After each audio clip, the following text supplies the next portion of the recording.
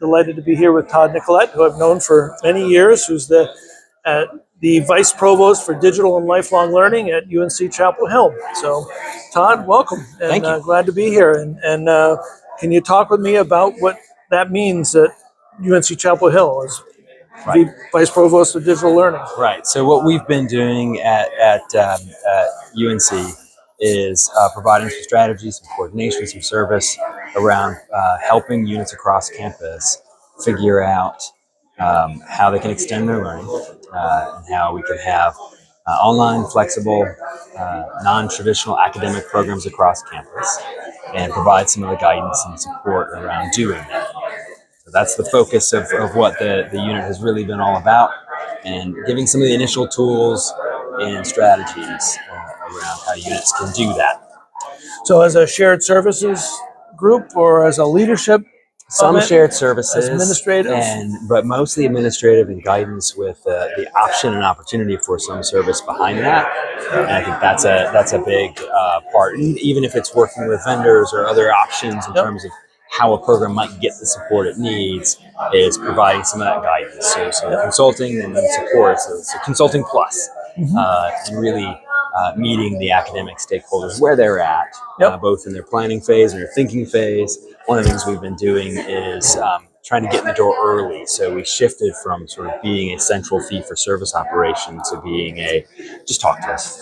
Right, and we'll talk as many times as you need. Please talk to us early. So that we can help you at those stages where you're really thinking through before you've locked in on an idea. Let's think through what's really going to work, and then we can lock in, and then we'll figure out: are there other things that need to be done centrally, or other parts of campus that could do that? What's the best place and way to actually understand and achieve your goals as a dean or program director or whatever the role may be? I'm chuckling because I've spent much of my life as a consultant. Yeah. And I would rather have a conversation before the cake is baked. Yeah. And I'm reminded of a long time commercial, call me now or call me later, repair. Yep. There's a lot cheaper to call now and a lot more effective. So some of the things that you've seen at UNC Chapel Hill, but more importantly around the whole industry of higher ed, I remember reading some of your quotes related to OPMs and so forth. And one of the comments you made was, hey guys, these OPMs have been really helpful. Like if they go away, we don't have the capability to do what many of them have done. And I just thought it was a thoughtful leadership-like quote in the face of all these people who were piling on. Which was easy to do. But to say, hey, wait a minute here, guys, we wouldn't be where we are now if this didn't happen. So I'd like to hear some more color around that. Yeah, I think there's been a long stretch for many years now, sort of piling on with the OPMs, and they are an easy target. And there are some good reasons they're an easy target. And a for-profit partnership or partnership with a for-profit company of any kind is fraught with challenges, and that's part of what makes them an easy target. But once you get past all that noise and start thinking about why were you interested in the partnership in the first place? How did the discussion start? What were you trying to do? What were the things that were needed? Then you start to sort of break down and see what's the best way to get it done. I remember early on in my career at UNC, when I was running an in-house support operation in one of the schools, other schools coming to us and saying, how are you doing that? Because we were building online programs in the early 2000s, and other schools were like, that's great, we want to do that. And I would explain, well, this is what we've done, this is what we've built, this is the size of our team. And they said, well, we don't want to spend it. I said, well, I don't know how to help, because a certain amount of infrastructure is needed in order to build this up and better. So I think one of the challenges is the understanding that support, understanding the cost of that, whether you do it yourself or pay someone else to do it. There's a high cost to doing it well, doing it in a way that's going to meet the outcomes that you want, the goals you want, a high quality program, good retention, a reasonable workload for faculty. These are all things that we want our programs to do for a whole variety of reasons. That requires investment of some sort, that it requires expertise, And it's not, it's neither good nor bad to insource or outsource. It's what's the best balance at this time with the resources you have, and how does that fit into your long-term strategy? And I think that's sort of thinking through all of that is what not enough institutions have done, and instead sort of reacted and taken the easy targets of this is good or this is bad. And instead of understanding your own strategy, your own situation, your own limitations, and developing solutions that match those, and then evolve where you want to be at the pace that you want it to be at, based on the investment you're able to make. Yeah, I think time is the other element, and it's been probably dozens of times I have heard from a school, we want to do this like Southern New Hampshire University, Right? And I'm like, after I've pulled my eyes out of the back of my skull, and said, okay, so they've been at this and reinvesting back in for over 2 decades. Yeah. And it's still a challenge for them, and it's not easy. And so, I mean, I saw them in 1999 at a corporate ASTD conference where they were at the conference as one of the only schools that was at the conference, and you don't get there overnight, right? And it's hard to do. And the resource, human and capital, are both required as well, and it takes time. So that's one of the things I see. Time and money. So I know you're looking to move into another role. Can you talk about that role? What are you looking to do?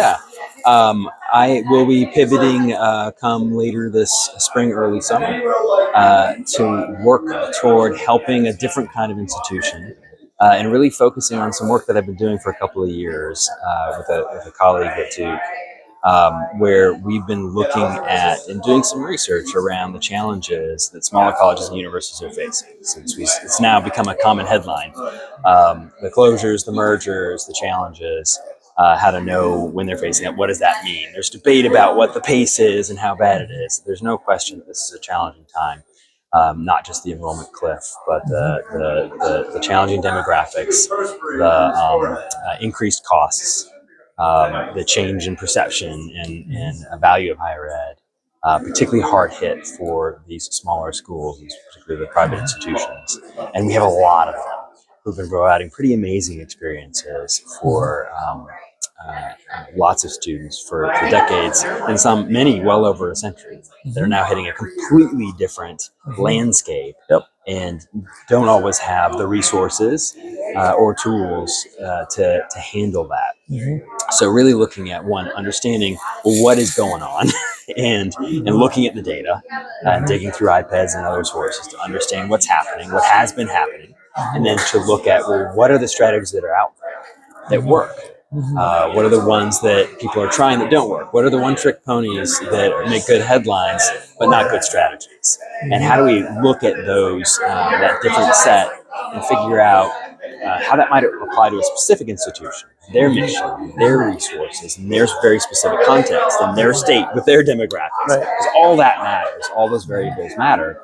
And we'd like to help institutions navigate these really complex times, and figure out solutions that allow these important missions to continue, and for smaller institutions and the experience they provide to thrive.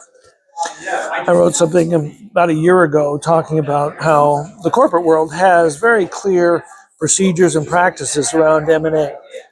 There's very clear pathways. These are the things you do, and this is how it works successfully, or multiple ways of having it work successfully. And there's not as much policy restricting how that happens. With colleges, with the federal government, Title IV money and other accrediting bodies and so forth, there's a lot of obstacles to even have that discussion until you're at a really critical stage where it may be too late to do something thoughtful and strategic. So I'd be interested in your thoughts about, what are some of the things that could be changed to make it more possible for a school to make a strategically good choice before it became a real fire drill? I guess a really great observation. Many are waiting for the fire drill before they have the difficult conversations. So the first piece is Yep. know where you're at. Yep. How close are you to that fire drill? And let's get a real sense of that. And based on that, would help determine what's the set of options, and because that same sort of time and investment that we're talking about with sort of online programs and other institutions looking at a different set or a specific set of opportunities, like over what I've been focusing on supporting for UNC. That's true if you're going to pursue a strategy. So then doing it early enough is first and foremost, and then thinking through what from that set might work. And online actually is one. That's potentially a good strategy depending on where you live, because online still is fairly local in terms of who it's serving. It may be increasing some kinds of professional education. It may be increasing graduate education. It may be that those three related but slightly different options don't align with your mission or your skills or your faculty resources, so that you could spin those up in an appropriate way where you could be competitive in your specific marketplace. So it may be about changing your portfolio in other ways. Some of it's practical, like what are your realty holdings and What's that? realty. Realty. Like, Gosh, yeah. What do you own? Yeah. And how does that fit in what that is? Because it's really about creating a balanced portfolio that enables you for your whole operation, that will enable you to continue that core mission of serving undergraduate students in the ways that you've sought to. So the strongest ones aren't going to look for a single solution that says, okay, now we can plug the enrollment gap. We can maintain it or even grow it a little bit. That's an admirable goal. That might not be possible where you're at. And if you're at an institution of 1,000 students, losing 50 can be economic catastrophe, especially these days where the costs have gone up. And I think that's the shift that's a little different. And part of it's busting through some of the myths. There's the myth of debt and the myth of price, both of which are a little bit off when you look at the actual data. Debt has not gone up catastrophically in the ways you see in the headlines. And price is actually maintained fairly stable when you adjust for inflation. But the cost of delivery has gone up, and that's part of where we're seeing some smaller institutions in particular struggle and need to find other ways to balance that, to either attract students in different kinds of ways or change what the mix of what they're offering, what kinds of programming they do, or the kinds of things in their operation that balance it. Yeah, the factors have created these headwinds, everything from the cliff, demographic cliff, political environment, protests on campus, costs, the speed and the desire that people have to become productive in society sooner. But one of the things that I saw recently is Hartwick's announcement of reducing their tuition to $22,000 a year, which I think the pricing discounting that goes on is, one, it's confusing for everybody. It's confusing for admissions office and financial aid office to figure out how to fill a class. It's confusing for business operations to know what is the tuition revenue we're going to receive this year. And it's very confusing to the family who doesn't know until maybe too late, and then throw in FAFSA debacle, which then exacerbated everything. But even without the FAFSA debacle, when FAFSA was, I'll call it, running smoothly as it was before, it still was this weird, how much is it going to really cost me or not? And I think I'd be very curious to hear your thoughts on that and where you think things are heading in terms of pricing. The tuition reset strategy, which is one of the strategies that many have, and many more recently are pursuing. So you see many announcements along those lines. It's an interesting one to watch. I think it is currently still a fairly risky strategy because the jury's out on will it work long term. The hope is that reset will reduce the discount and sort of rationalize from a consumer side what this exchange, what this experience is, and make the starting point feel more affordable, which sort of gets people in. The challenge is if you change your price, you now look cheaper than everyone else, which cuts both ways. because price is often a proxy for quality.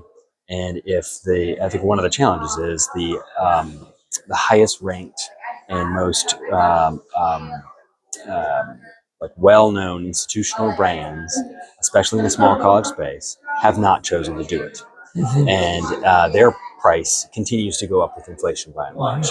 While that's true, and many others sort of stay to those higher prices, there is risk of being perceived as being lesser quality than the institution really is. So you've got that headwind to deal with.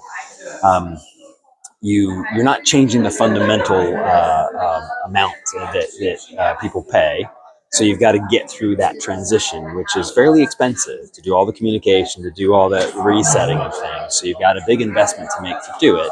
And the goal then would be that as you come out for that, you're going to get more students to pay for that and to help make sure it happens long term.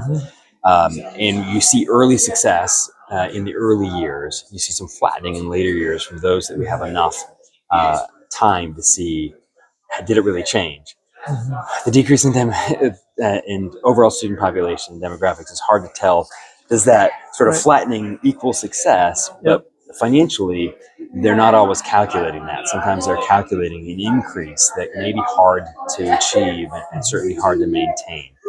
So that's something to look at as you're looking at your total price, and some who do pay that. Now that going down, the amount that you actually get may be less. So when you look at all the numbers and play it out and see how it sits in the marketplace, it's not clear that that's a winner, especially since even at the reset, $10,000 or $20,000 lower still is fairly high as a price point, and the discount's still fairly significant. So what you mentioned as the challenge, all that's still there. You haven't changed the fundamental narrative because you haven't gotten rid of the discount. You just made it a lot less. I'm also thinking of the moment of transition. We have a son who's a sophomore in college.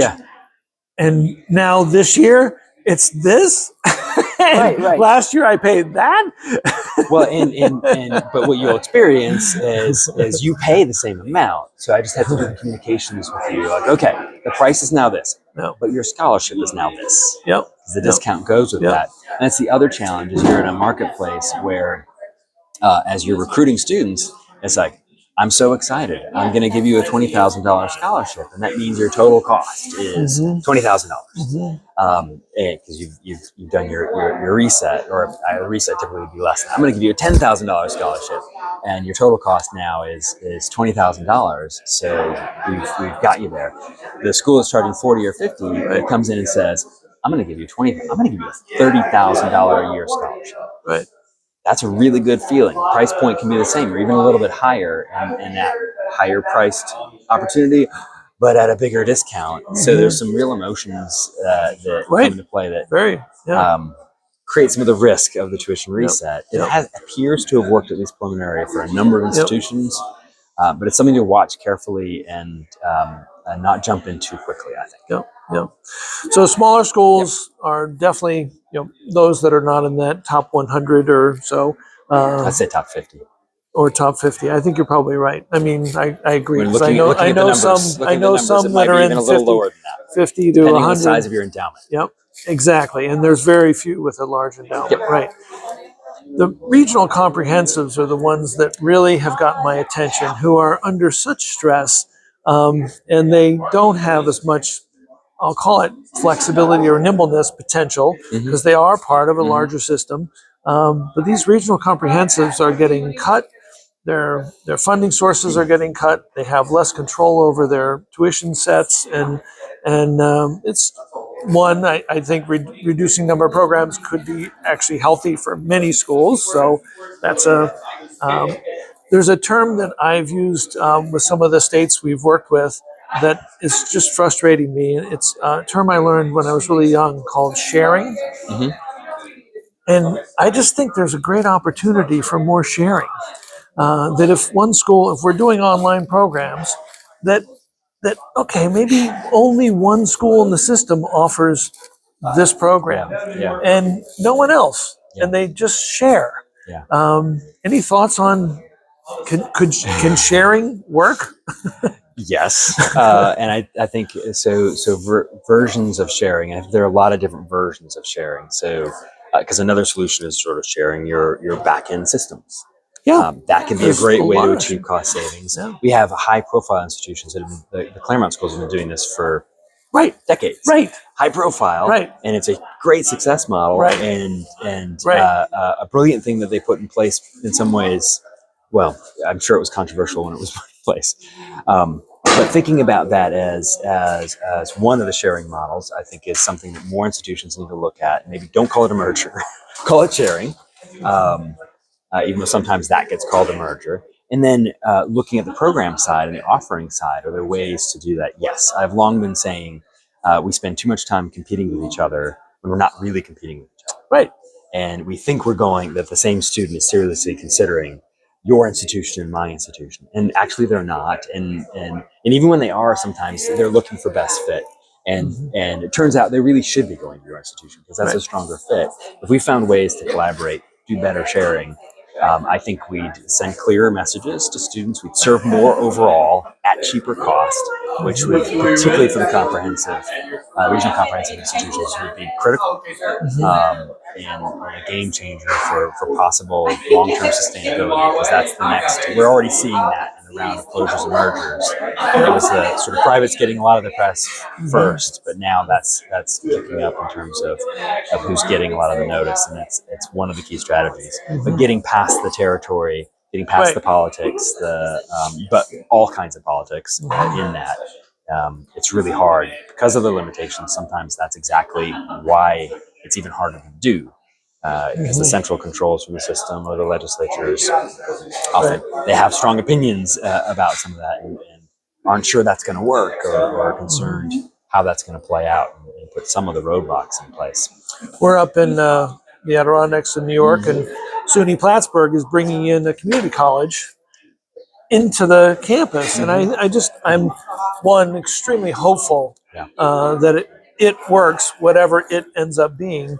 But that thought of where community colleges and where an associate's degree came from was to give someone recognition earlier that they've accomplished something. I mean, that's where the Higher Ed Act came from. Part of that part of the Higher Ed Act, and really saying, okay, you've done 2 years worth of work, and I apologize for saying it in terms of time because I hate giving a time worth of work. And here's a credential on your way to maybe a larger credential. And I just think that's I do hope that leads to something as a model that others could potentially follow, because I think the community college system is really underutilized for some of the issues that we have today. I'd be interested in your thoughts on that.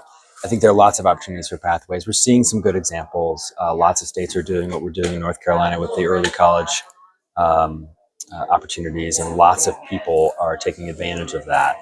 And I think it's changing some of the opportunities and pathways. The challenge is we're often having closed conversations even in those spaces, so we're not fundamentally rethinking what some of the model can be, and I think it helps. Anything we can do helps, but to really make a difference, we need more examples where we fundamentally rethink. Community colleges are exemplars of innovative education and don't get as much credit as they should for it. And the four-year institutions need to be partnering with them more as much as possible for a whole variety of reasons. For the sake of students, for increased pathways, for greater efficiencies as institutions, and finding ways to cut across some of the private-public as well.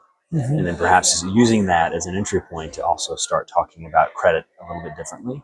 Because that's the other challenge too. If credit only works in these narrowly defined ways, and we've got some examples of that. We need to blow that open even more, where we can figure out ways to earn credit and have that credit count on a variety of pathways. And then figure out how that folds in. It's complicated because it's got to fold into my model. If I'm a four-year institution focusing on most of my students having a full 4-year experience, it gets complicated how I'll support that. But I need to be thinking through ways to do that, because then that that helps offset it. The other big place where institutions need to pay more attention is retention. We're losing way too many students. Look at the statistics. A quarter of our students aren't staying. Well, small percentage of that staying would make a huge difference. Not just the some college, no degree, but for our organization and operations and everything. That was line. a giant aha in retail business in the 90s of, wow, it's easier to retain a customer than it is to get a new customer. That's it's been around for a long time as a sort of an axiom. Mm-hmm. So along those lines, and the 40 plus million that are stopped out, and I'd like to hear your thoughts on Kitty Hawk and just what's going on. And I mean, North Carolina, I've read about Kitty Hawk. I'm trying to understand what is it designed to do? Is it working? Is it really taking off? Pardon the pun, taking off. But can you talk about that and what you see happening with that? Well, I think Project Kitty Hawk is one of many solutions to try to get at educational attainment. And what is great about that approach is how explicitly it is working to do that. So there are explicit state goals for educational attainment and an investment being made to help institutions across the system achieve that. And a number of programs that are being stood up to do that. I think one challenge is it came at a moment when that support was also being questioned, and those kinds of supports are being questioned. So the headwinds they've had to face are remarkable, and they've been flexible in doing that, which that set of services, or the OPM services where we started, because that's the set of services and the space of services that they're working in. They've needed to be very flexible in doing that. Time will tell, is that model the one that really works? There's no question the goal of what they're doing and helping institutions serve citizens of the state more. Part of it was driven by too many citizens going to other places and going out of the state of North Carolina. Can we invest more so that our institutions are serving those students? So we need to keep working on that. We need to leverage tools like Project Kitty Hawk to do that. If that's not working, we need to adjust how the tool is working to be flexible and find the best ways to achieve that. I do think it's about a lot more than offering sort of a set of programs and degrees. So some of thinking creatively about the credentials, thinking creatively about what credit means, thinking creatively about how does my institution fit in this larger system, and how can we be part of transforming that system is part of where we need to go. Yeah, I don't think a lot of the 40 plus million want to finish their degree, nor do they need to, and there are other things that they do need. And like you keep saying, flexibility. Credit is the coin of the realm, unfortunately, or fortunately, I guess. I'll say unfortunately. And federal funding and all sorts of things and accreditation are attached to that. And so really, as thinking about the person and their journey and their pathway, credit isn't always the thing. That's not what they're looking for. And I remember back in early 2000s consulting to University of Phoenix when I was in the corporate learning world and saying to them, a shorter course is actually what companies and adults were looking for. And they're like, well, no. It has to be this long because that's how we get funding from the federal government. And I was like, well, wait a minute. This is completely counter to adult learning theory about what is to go at the pace of the learner, that the adult learner determines pace and direction as much as possible. So they have that autonomy. And I think that's a paradigm that's going to be a real rub for schools as they look to maintain federal funding and look to maintain accreditation, and then also look to really serve the real growing market, which is the adult market. Yeah, I think it's part of our challenge. Our culture is for better or worse, an all or nothing culture. So we often look at these things like, what's the solution that will do that, or what's the way we need to do it? And we all need to do it like that. Federal funding has been key to what exploded higher education in the United States, and that has been a remarkable thing, an amazing thing, a wonderful thing. It has also come with its challenges, and part of what you describe, I see, is exactly that. It's part of why things are tied to credit in ways that now are becoming more limiting. And there was a stretch that could be exploited, which happened. Which was that thankfully small stretch where it was exploited in that way of getting the money and not providing the education and services authentically and fully as it should be. But I think the pressure we have now is figuring out ways to be flexible and supporting the range of options. The 4-year college experience coming out with a bachelor's degree is still a wonderful thing. We shouldn't get rid of that, but it's not the only thing. It's not for everybody, and it's not for everybody. Not everybody wants it. Not everybody needs it. Nope. Right? But it can be an amazing experience. So then, how do we complement that with all the different ways that we can help people on their education and career goals? And education isn't just about career; it's about life. So we need to keep the connection. It's an investment. It should be thought of as an investment. The investment is primarily driving career, but it's not just that. Right. Never has been. Shouldn't be. Right. So how do we think about it in a more nuanced way and have a broader set of options that expands what the federal funding model has done and gives us more options. Short-term Pell. Exactly. And really think through, and then think about things like early college and what the community colleges are doing, have been doing so successfully for so long with the associate's experience, create more pathways through there. Dual enrollment. Dual enrollment, sort of pulling in high school, but in thoughtful ways. That's what early college is doing, essentially. So I think we're seeing lots of places where we're creating that nuance, we're creating that flexibility. The systems don't support it very well, so we're seeing that stress. My worry is we won't enable the multitude of options. We'll try to narrow it down because it gets messy and complicated. My hope is that we'll find ways to build on what's been going well, to help people figure out what works for them, and to not judge one as better or worse, but to focus on the credentials and the multitude of credentials as doing different things, and in finding pathways for people to hit all those different kinds of credentials at all the different points in their life that work for them for all the different life circumstances that they have. So as you are transitioning and thinking about your new role, what are your goals with that? I know you have a lot of experience, you're a broad thinker.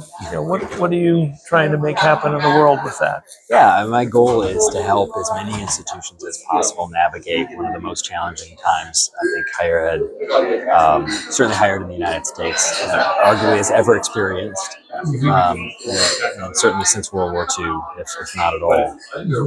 How do we navigate that so fewer struggle as much and fail, and more find pathways to thrive, to understand and achieve their goals better? So that's what I want to do is connect with as many institutions as possible to help them figure out their path in this time, and support them to achieve that path.